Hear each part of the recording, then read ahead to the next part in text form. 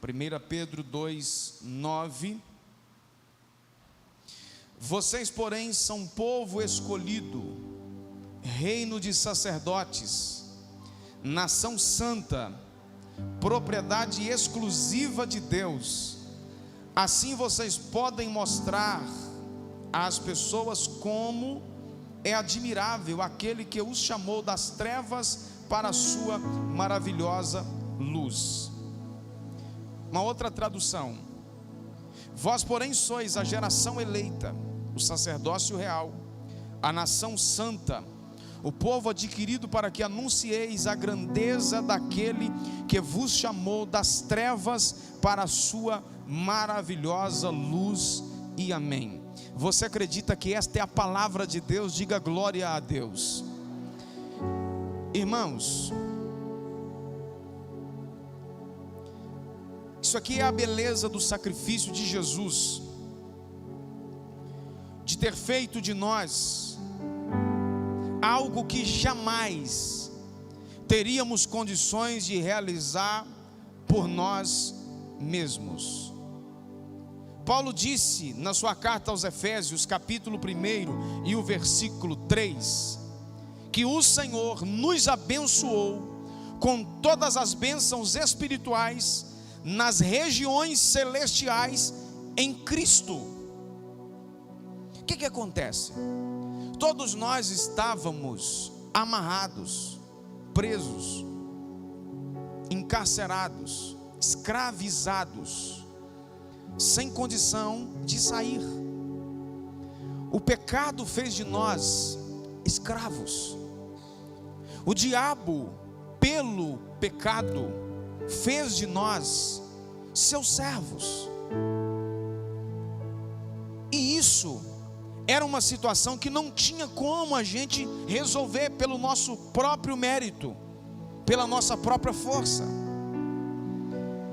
Na sua oração, Abacuque disse um negócio interessante. Abacuque 3,19: o Senhor soberano é a minha força, Ele faz os meus pés como os do servo, Ele me habilita a andar nos lugares altos. Sabe o que é isso? O pecado colocou a gente nos lugares baixos. O pecado, segundo o salmista, nos colocou em um charco horrível de lodo.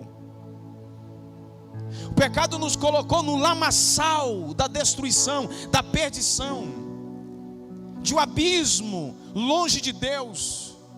Mas o Senhor com mão forte, nos colocou a andar nos lugares altos. Uma outra palavra ainda antes de entrar aqui, propriamente dito, em algumas partes do verso que nós lemos, na sua fala para Tito, Paulo disse que ele, Jesus, se entregou por nós a fim de nos remir de toda a maldade, ou seja, de tirar-nos da maldade, nos colocar justos, nos fazer justos. Sabe o que é a justificação gerada por Jesus a nós? Justificação é nada mais do que tornar justo. O sentido de tornar justo aqui, nesse reconhecimento do sacrifício de Jesus, é como se nós nunca tivéssemos sido injustos. É apagar a sentença de condenação que havia sobre nós. É o réu que estava condenado, é o réu que estava sentenciado à condenação. Agora então vem alguém, que nesse caso foi Jesus, e assumiu a condenação em nosso lugar e nos tornou então justos. O que ele fez foi isso: apanhou a culpa de cada um de nós, assumiu ela e nos fez nele justos. Ele nos remiu de toda maldade e nos purificou para si mesmo, um povo especial, zeloso e de boas obras. É o que Paulo completou a sua fala para Tito. Pensa o que é isso, irmãos. Então não tem essa de Satanás apontar o dedo para nós e de alguma maneira querer nos acusar, porque a nossa condenação estava sobre Jesus e Ele pagou o preço da condenação que estava sobre nós. Agora Ele assumiu essa condenação em Jesus. Segundo o apóstolo Pedro, nos tornamos geração eleita. O que é geração eleita? Eleita é o mesmo que escolhida. Ser eleito é ser escolhido. No Antigo Testamento, esse era um privilégio de Israel. A nação de Israel era a nação escolhida, era o povo escolhido. Aí sempre surge aquela pergunta: e se Israel tivesse recebido Jesus, tivesse aceitado Jesus, o que seria de nós, irmãos? O processo seria o mesmo. O que Israel era? Israel era a nação escolhida, não para ser salva unicamente ela, não que a salvação estava limitada apenas a Israel. Israel era nada mais, nada menos do que o espelho para as demais nações. As demais nações que desejassem servir a Deus se espelhavam naquilo que Israel ensinava, se espelharia naquilo que Israel fazia, e então entraria pelo caminho da adoração a Deus. Várias pessoas fizeram isto. Nós temos exemplo de várias pessoas que não eram israelitas, mas aceitaram a fé, entraram no mesmo processo que Israel entrava, serviu ao mesmo Deus, o Deus de Abraão, e então foram pessoas de Deus. Seria a mesma coisa. Então Israel não recebeu, o propósito se alastrou para a humanidade. A igreja hoje é essa nação eleita. Quem quiser a salvação precisa fazer aquilo que a igreja ensina, precisa fazer aquilo que a igreja faz, que é reconhecer a Jesus como seu único e suficiente Salvador e servi-lo todos os dias da sua vida. É isso. A igreja agora é esse povo escolhido. O que era o espelho do mundo naquela época, no caso a nação de Israel, agora é a igreja. A igreja é esse referencial. Os israelitas perderam isso. Eles perderam pela desobediência, eles perderam pela dureza de coração, e isso passou a ser uma graça de Deus sobre nós. Passou a ser um privilégio de Deus para a nossa vida, de ser chamados de geração eleita. Ser eleito aqui, ser escolhido, não tem nada a ver com a ideia de escolher uns, eleger uns e eliminar outros. Na presciência de Deus, Ele nos escolheu em Cristo. Então nós podemos dizer, isso é bíblico. Não existe aqui aquela ideia da predestinação fatalista. Embora eu sei que haja alguns calvinistas entre nós, mas a predestinação fatalista, ela é complicada, em que se escolhe uns que já nascem para a salvação, e em detrimento a outros que já nascem para a condenação. Esse é o princípio da predestinação fatalista. Quem nasceu para a salvação já está escolhido, já está predestinado. Quem nasceu para a condenação, ele já nasce condenado. Esse é o princípio da predestinação fatalista, que nós não cremos. A nossa igreja não prega isso. O que é aqui então ser escolhido em Cristo? É que Deus nos escolheu nele. A partir do momento que alguém entende que Jesus é o Salvador, compreende essa verdade e entrega o seu coração a Jesus, ele passa a fazer parte do que foi escolhido. Então, trocando a miúdos aqui, ou explicando um pouquinho melhor, quem que é predestinado em Cristo? É a igreja. A igreja já nasceu para ser salva. É isso. Quem quiser ser salvo, então que faça parte da igreja, reconhecendo a Jesus como Salvador. É simples. É assim que funciona. na presciência de Deus, Ele nos escolheu, e somos ovelhas do seu pastoreio, somos ovelhas do seu pasto, somos eleitos em Jesus. Olha o que disse João, no capítulo 15, versículo 16, ou melhor, Jesus e João registrou: não me escolhestes a vós, mas eu vos escolhi, vos nomeei, para que vades e deis frutos, e os vossos frutos permaneçam. É Ele quem nos escolheu, é Ele quem nos vocacionou. Isso aqui quer dizer o quê? Que nós, caídos no nosso pecado, caídos na nossa transgressão, longe de Deus, nós não tínhamos como escolher a Ele, irmãos.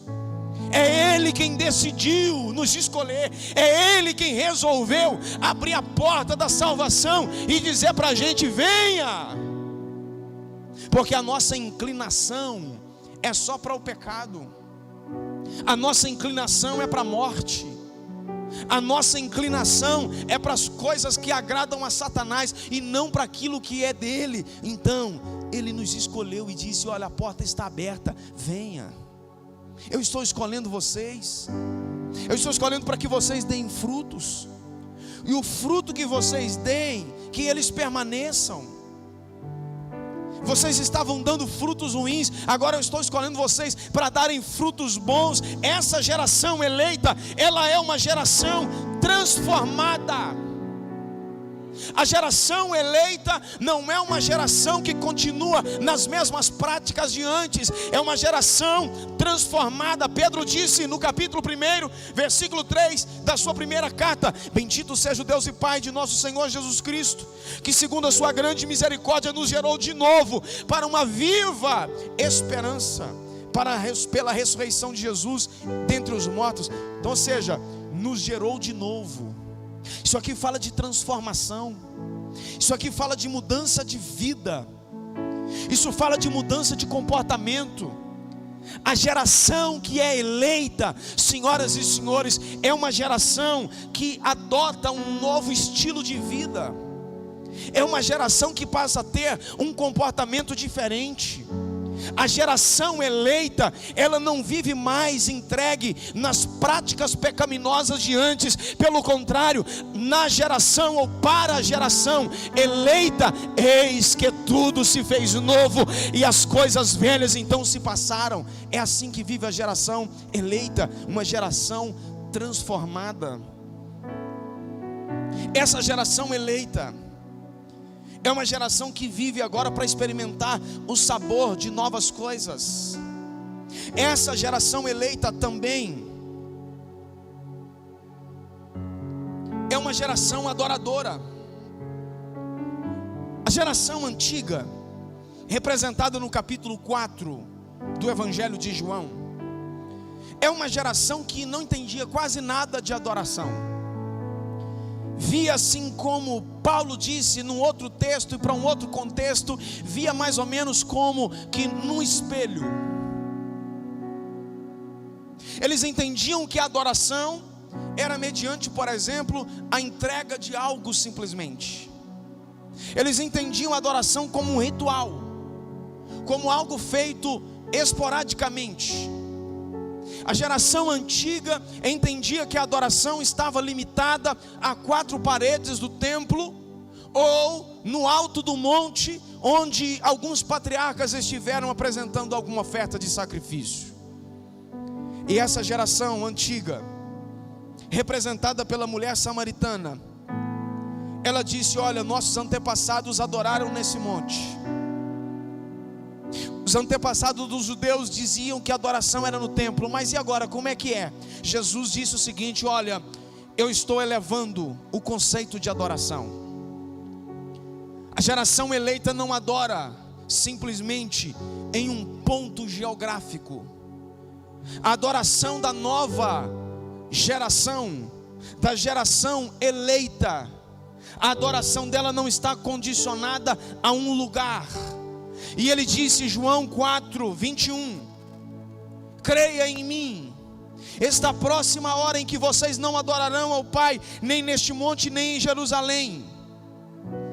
No entanto, está chegando a hora De fato já chegou, disse Jesus, em que os verdadeiros adoradores adorarão o Pai em espírito e em verdade. A estes o Pai está à sua procura. Sabe o que Jesus estava ensinando para aquela mulher? A adoração não está vinculada mais a quatro paredes. A adoração agora é um estilo de vida. Você adora com um estilo de vida em espírito e em verdade. Você não simplesmente apresenta algo, você não simplesmente tem a materialização da adoração, você tem agora um estilo de vida em adoração, em espírito e em verdade. E isso é tão sério, que para essa adoração eleita, Jesus disse para aquela mulher: esse estilo de vida não vai estar exposto numa esquina qualquer, não vai estar exposto numa prateleira, como é feito lá nos mercados, numa cabeça de gôndola, em que se coloca lá o produto em promoção. Aqui tem adoradores adorando em espírito e em verdade, preço R$1,99. Não está exposto numa vitrine da loja, em que você passa de frente a ela. Se for num dia que está fechado, você olha e diz: amanhã eu volto aqui para comprar. Não. O adorador, nesse estilo que o Pai está apresentando aqui, o texto diz que Ele está procurando. Você consegue imaginar Deus procurar alguma coisa? O Deus que o salmista disse que Ele sonda o nosso coração, que Ele conhece o nosso coração. O Deus que a Bíblia diz que antes mesmo que a palavra seja formada na nossa boca, Ele sabe do que vamos pedir. Esse Deus agora está procurando adoradores, gente. O olhar de Deus está voltado para essa casa aqui nesse início de noite, nessa noite, e está perguntando: eu estou procurando adoradores. Eu encontro aqui na Igreja Batista Renascer, nesse culto de domingo à noite. A geração eleita é uma geração adoradora. A geração eleita é a geração que faz a diferença. No Sermão do Monte, Jesus queria ensinar as práticas do Evangelho, as práticas de vida cristã, para as pessoas que estavam acostumadas com as práticas religiosas antigas. E Jesus disse diversas vezes: ouviste o que foi dito pelos antigos, com uma sequência da frase: eu porém vos digo. Jesus estava ensinando agora novas práticas. Quer dizer que o que Ele veio ensinar para essa geração eleita eram práticas diferentes daquelas práticas meramente religiosas e caprichosas da antiga geração. Era agora uma prática diferente. Jesus falou de múltiplos assuntos, e entre eles o principal, em relação a amar até mesmo os próprios inimigos. Uma geração eleita que faz a diferença. A antiga geração, no caso aqui Israel, que perdeu esse posto de nação eleita, eles tinham um pensamento entre eles de que eles eram obrigados a amar o próximo, e eles tinham a ideia de próximo era só alguém que era da sua própria nação, só um outro judeu. O judeu pensava isso. O judeu achava que o próximo dele era outro judeu, e que alguém de outros povos não era o seu próximo, e que nesse sentido então ele estaria desobrigado de amá-lo.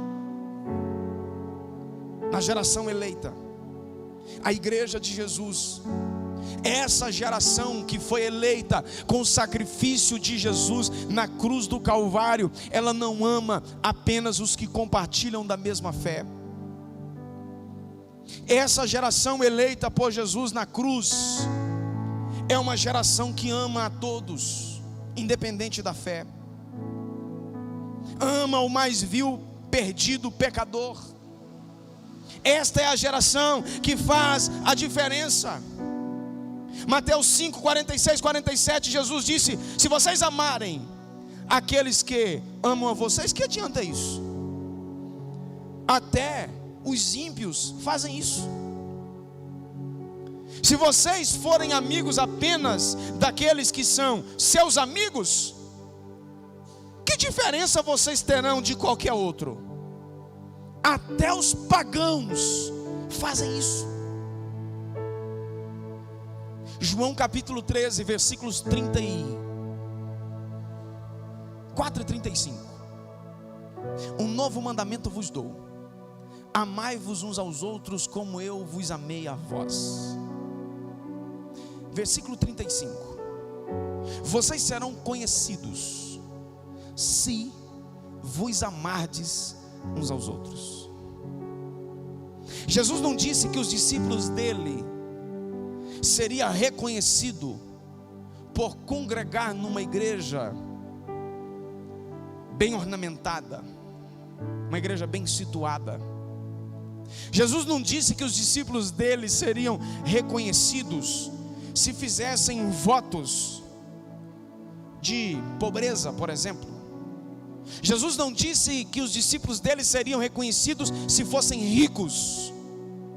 Mas Jesus disse que os discípulos dele seriam reconhecidos se amassem uns aos outros. A marca principal dos discípulos de Jesus é o amor. A geração eleita é uma geração que faz a diferença e ama as pessoas que estão à sua volta. Vós sois geração eleita, sacerdócio real. Sabe o que é isso? Em Jesus, além de geração eleita, nos tornamos sacerdotes reais. O que isso significa para nós? Irmãos, é o seguinte: o povão ia ao templo e levava a sua oferta. Eu falei aqui agora há pouco sobre dízimo e oferta. No mínimo, uma família ia ao templo. A oferta era de acordo com a condição financeira de cada família. A menor oferta que as pessoas levavam para uma família no templo era de um pombo. Se você for fazer a atualização disso, vai dar em torno de R$30, mais ou menos. Não estamos falando aqui de rolinho que você ama urupuca ali, pega não, gente, ajuda aí. Estamos falando de um negócio cuidado, próprio para aquilo, separado para aquilo, não é? Qual que era a questão? Olha para mim. O ofertante chegava no templo com um animal para ser oferecido, que seja com pombo, que seja com bezerro, que seja com novilho, que seja com cordeiro. Ele ia ofertar. Ele não chegava lá e colocava a oferta no altar. Tinha os sacerdotes. Os sacerdotes eram uma classe especial e específica, eram da tribo de Levi. Somente os da tribo de Levi eram sacerdotes. E aí tinham as funções separadas entre eles. Eram sacerdotes que cuidavam dos negócios do templo, desde o ofertar. Eu iria ao templo então, levava a minha oferta, entregava a minha oferta, entregava o animal. Não era oferta só de animal que existia, existiam ofertas de cereais também, mas eu vou me ater aqui na oferta de animais. Entregava o animal ao sacerdote. O sacerdote então faria a verificação do animal. O animal deveria ser perfeito. O animal não poderia ter defeito algum. Ele então pegava o animal, sacrificava o animal sobre o altar, oferecia aquele animal em oferta de sacrifício. O animal morria no lugar do ofertante. É aqui que está a beleza da coisa. O pecado exige uma morte, irmãos. Olha a bagunça que os nossos pais, Adão e Eva, arrumaram. E tem gente falando que quando chegar no céu, vai pegar no colarinho de Adão e Eva para dar uma sacudida. Deve ser bobo, gente. Nós estamos pecando muito mais do que eles pecaram lá no paraíso. Para de bobeira. Os pecados de hoje, da turma de hoje, são muito piores do que a da turma daquela época. pecado exige uma punição. Entenda isso. O pecado exige morte. Deus falou isso para Adão: se você pecar, você vai morrer. E ele pecou. O que foi feito então agora? O animal morria no lugar do ser humano. Era isso. É por isso que tinha aquele monte de sacrifício.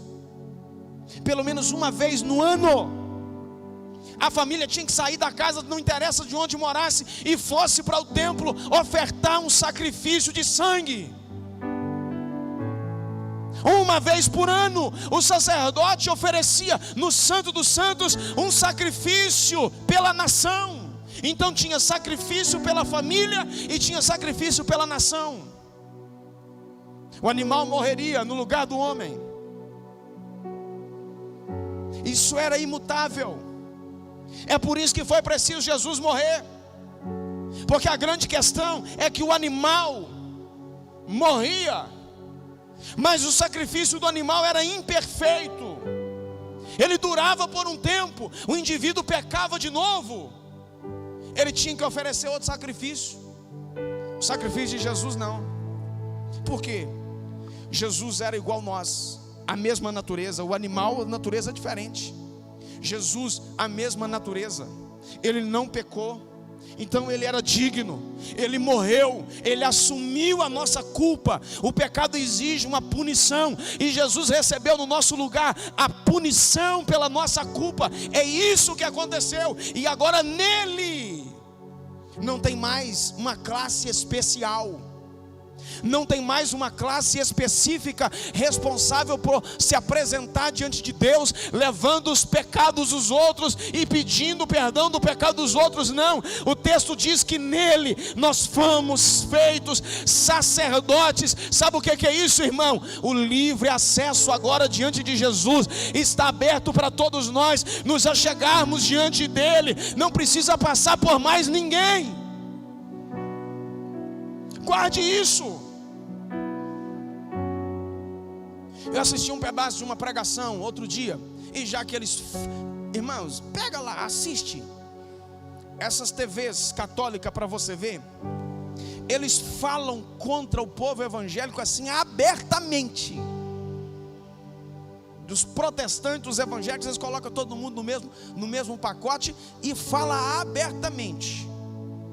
E eu sei que alguns ficam assim, moldados pelo politicamente correto, e assusta quando a gente fala alguma coisa. Mas eu assisti um pedacinho de uma pregação de um padre outro dia, e ele dizia que nós somos orgulhosos, que nós somos presunçosos, soberbos. Porque segundo a visão dele, o fato da gente dizer que agora nós temos livre acesso a Deus, isso nós estamos sentindo orgulhoso demais, presunçoso demais. Que isso é uma arrogância nossa. Porque ele estava ensinando lá a ideia de você clamar por mais alguém para interceder por você diante de Deus. Era essa a ideia. O cerne do negócio era esse, de que nós temos à disposição, nós, coloca aspas aí, 200 aspas de cada lado, que nós temos os santos para interceder por nós, e que nós então precisamos clamar a esses santos para que esses então se acheguem a Deus para pedir por nós. Irmãos, Jesus disse: está aberto, irmãos. Oh, não é orgulho não, é prazer, não é presunção nossa não, é Ele quem falou. Está aberto, livre acesso, não existe mais elite espiritual, guarde isso. Não existe mais uma classe específica, uma elite espiritual responsável por levar os nossos pedidos, as nossas petições, as nossas necessidades diante de Deus e interceder a Deus por nós. Não, o texto diz que Jesus abriu esse caminho para nós. O véu do templo se rasgou e Jesus disse: está consumado, está pago. Livre acesso. É Ele quem falou, e eu prefiro acreditar nele. Não tem uma classe específica para fazer isso. Cada pessoa que aceitou a Jesus como único e suficiente Salvador, é o texto quem está dizendo que foi feito agora um sacerdote, ou seja, ele pode chegar diante de Deus e se apresentar, porque Jesus, o justo, nos tornou justos também diante dele. O que proibia isso? O que nos impedia de apresentar diante de Deus o nosso sacrifício, o nosso culto? O que nos impedia de fazer isso era o pecado, gente. Só que Jesus levou isso na cruz, e agora ele disse: olha, já que está pago, vocês agora têm acesso de novo.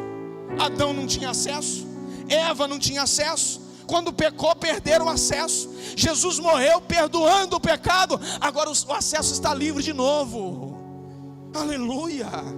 Tanto é que está livre de novo, que nós estamos sentindo a sua presença aqui entre nós nesse culto. Levanta a sua mão para o céu, se você também está sentindo como eu. Ele está aqui, nós estamos diante da presença dele.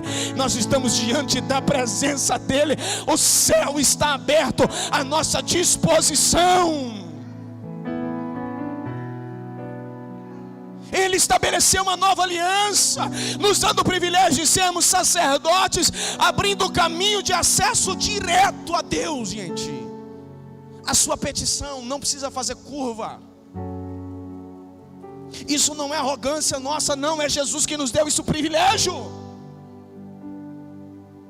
O seu clamor não precisa fazer curva. Seu pedido não precisa passar na mão de secretário, de ninguém, de nada disso. O seu pedido vai direto ao Senhor. É Jesus quem nos garante isso.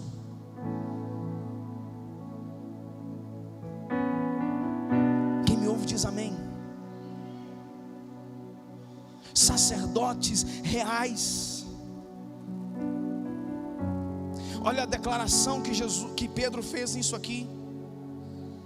Olha uma outra declaração em Apocalipse capítulo de número 5. Em Apocalipse capítulo 5, o Cordeiro é louvado. E disse, cantava um novo cântico dizendo: digno és de tomar o livro e de abrir os seus selos, porque foste morto, e com seu sangue nos compraste para Deus toda tribo, toda língua, povos e nações. E para o nosso Deus nos fizeste reis e sacerdotes, e reinaremos eternamente. Reis e sacerdotes, livre acesso. Foi Pedro quem falou isso aqui para nós, lembrando que no texto que nós lemos, olha o que Pedro ainda nos informa: em Jesus nos tornamos nação santa, geração eleita, sacerdócio real e nação santa. Sabe o que tem a ver nação santa? Êxodo capítulo 19, 5 e 6. Se me obedecerem fielmente e guardarem a minha aliança, vocês serão meu tesouro pessoal dentre todas as nações. Embora toda a terra seja minha, vocês serão para mim um reino de sacerdotes e nação santa. Ele fez de Israel uma geração eleita, fez de Israel uma nação santa, separada. Agora ele fez, Jesus, através do seu sacrifício, fez da igreja uma geração eleita e uma nação santa. Esse direito, como eu disse lá no começo, de ser geração eleita e agora nação santa, era de Israel e foi repassado à igreja. O que é ser santo? Geração ou nação santa. O que é ser santo? Santo significa ser separado. É uso exclusivo. 1 Pedro 1:15 Mas como é santo aquele que vos chamou, sede vós também santos em toda a vossa maneira de vestir ou de viver. Sabe o que é ser santo? Ser santo é viver de forma exclusiva para Deus, é viver separado para Ele.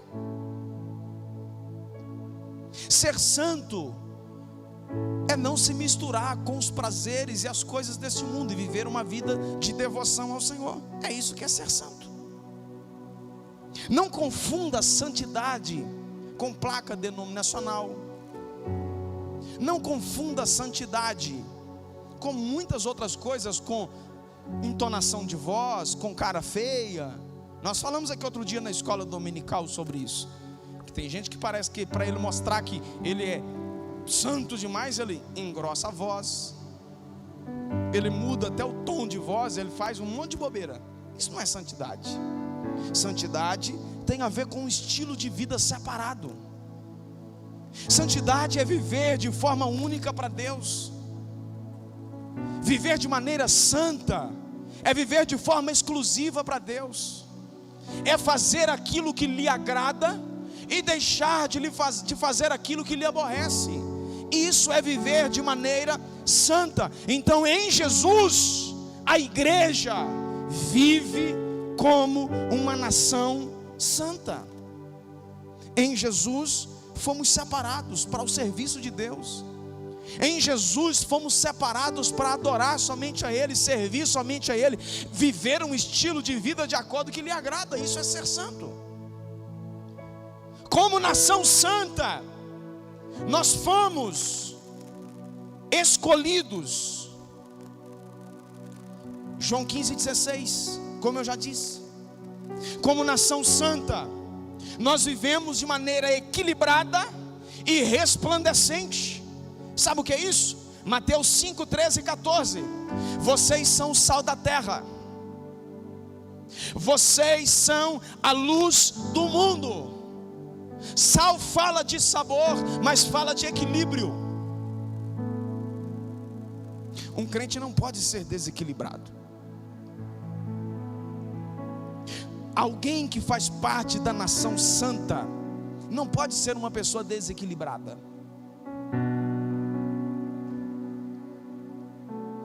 Nação santa, alguém que vive de maneira equilibrada e resplandecente. O que é resplandecente? Tem a ver com luz. Vocês são a luz do mundo. O que torna esse ambiente aqui agora, onde todos nós podemos contemplar a face uns dos outros, essas luzes que estão acesas aqui?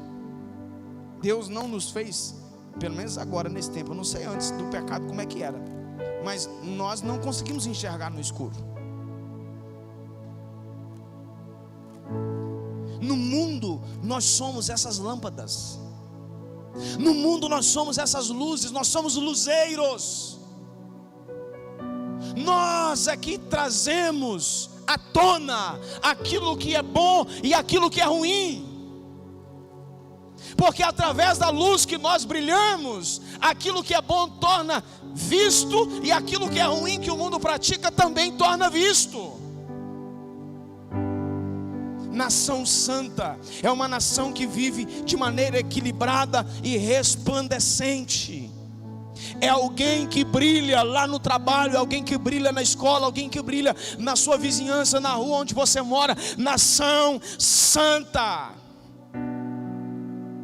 Essa nação santa, ela é reconhecida pelos frutos que ela produz. Mateus 7, assim toda árvore boa produz bons frutos, toda árvore má produz frutos maus. Não pode a árvore boa dar frutos maus, nem a árvore má dar frutos bons. Toda árvore que dá fruto, toda árvore que não dá fruto, corta-se e lança no fogo. Portanto, pelos seus frutos conhecereis a árvore. Nação santa produz bons frutos. Quais são os frutos que você tem produzido? O que você tem produzido? Tanto para o reino de Deus, e aí nós estamos falando aqui de serviço, de envolvimento, sabe? Nós estamos falando aqui de estar envolvido, de ocupar alguma função na igreja. O que você tem produzido? Mas não é só isso que é produção de frutos. Você produz frutos de testemunho de fé. O que você produz para as pessoas que estão lá fora verem em você. Nação Santa produz bons frutos. Frutos de alguém que foi transformado, de alguém que foi regenerado, de alguém que foi justificado, de alguém que realmente tem a fé em Jesus. Nação Santa. Por fim, ou quase fim, geração santa é uma geração marcada. Paulo disse isso, Gálatas 6:17. Desde agora ninguém me inquiete. Sabe o que estava acontecendo aqui? Paulo era alguém que vez ou outras pessoas começavam a arrancar erros dele do passado e jogar na face dele, igual de vez em quando faz com alguns de nós. Paulo errou muito. E de vez em quando alguém ia lá nesse mar do esquecimento com uma varinha de pescar e pegava alguma coisa que Paulo havia feito para jogar na cara dele. Vez ou outra ele enfrentava isso. Aí agora nessa carta aos Gálatas, ele começa o versículo 17 dizendo: desde agora ninguém me inquiete, desde agora ninguém me perturbe. Em outras palavras, não atrapalha não. Em outras palavras aqui, ó, sai fora. E ele fala por quê? Desde agora ninguém mais me perturbe, porque eu trago no meu corpo as marcas do meu Senhor Jesus.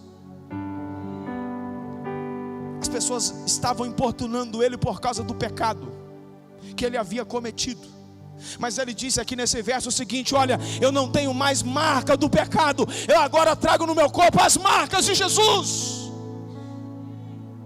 Aqueles que aceitaram a fé, aqueles que reconheceram o sacrifício de Jesus como suficientes para lhe salvar, ele não traz mais no seu corpo as marcas do pecado. Pode ter sido o mais cruel pecador, pode ter sido o mais vil pecador, pode ter feito coisas escandalosas de causar prejuízo e muitos males à sociedade, mas a partir do momento que ele se curva diante da graça regeneradora de Jesus, ele não tem mais a marca do pecado, mas ele recebe as marcas de Jesus na sua vida.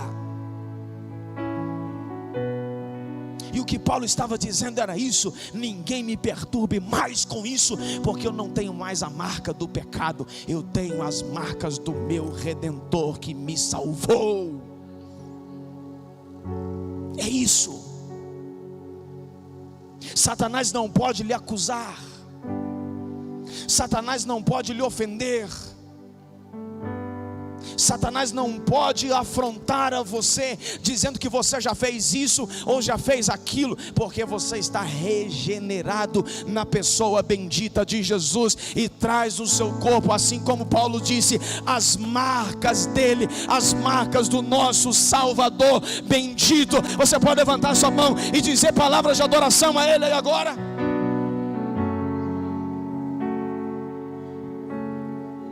Em Jesus nos tornamos povo adquirido. É isso. Nós pertencíamos a Satanás, mas o que Pedro disse aqui no versículo é que o povo de Deus foi adquirido por um alto preço. Não foi ouro que te comprou, não foi prata que te resgatou, não foi moeda de troca nenhuma de natureza humana que te resgatou. Você foi comprado com sangue precioso de Jesus, derramado na cruz do Calvário. É isso é que garante a nossa salvação. Nós fomos comprados por Ele. Era como se Jesus fez assim: antes nós pertencíamos a Satanás, como já dito. Jesus chegou agora e falou: quanto é que está valendo? Quanto é que vale você, Marcos? Quanto é que vale você, Jean? Quanto vale você, Samuel, Raquel? Quanto vale você, igreja do Senhor Jesus? O seu preço é o preço de sangue, sangue inocente. Jesus falou: pode deixar então que eu vou comprar. E ele foi lá e comprou, ele foi lá e pagou. Não merecíamos, não éramos dignos, éramos inimigos, éramos rebeldes, afrontávamos a Ele, éramos seus opositores, mas Ele nos comprou. O mesmo Pedro disse, sabendo que não foi por coisas corruptíveis como prata e ouro que fostes resgatados da vossa vã maneira de viver, da sua tradição, da sua rebeldia, mas vocês foram comprados com o sangue precioso de Jesus Cristo, o Cordeiro imaculado de Deus e incontaminado. Você pode estar de pé comigo, por favor? Aleluia. Escute. Não é possível alcançar nada disso com obras. Não é possível alcançar nada disso com ação social. Não é possível alcançar nada disso com religiosidade. Não é possível alcançar nada disso com dinheiro. Não é possível alcançar nada disso fazendo simplesmente parte de uma instituição religiosa. A instituição, ela é importante, mas ela não salva ninguém.